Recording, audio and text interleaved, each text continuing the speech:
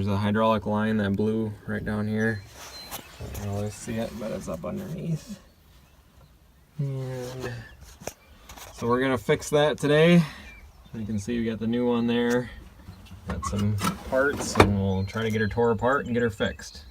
So the first thing we need to do is pull this cover off so we can get under there to get to the hydraulic line. Alright, so we pulled this main cover off here.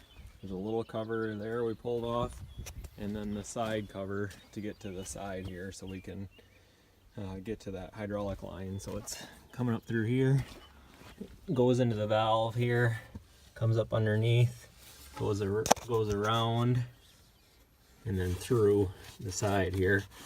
And so we got it coming out right here. So we need to split it there, pull this little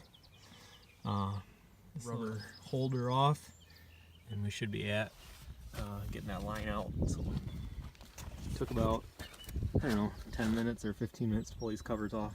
Not too bad. Alright, so we got the old line out, and there's where it was. Here's where the old line is, and it was leaking right in the corner up under here. You can see there's a spot there where it had a little rust hole.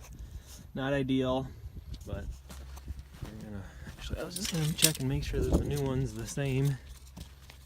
And that's a good sign. It looks like it is the same, just a little shinier. That's good. Make sure you leave the ends on when you're routing it to keep the dirt out of the line. So we'll get her in. Alright, so we got the new one sitting in here.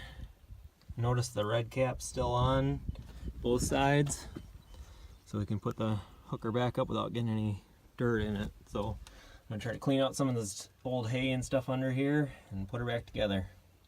Alright, so we got it on.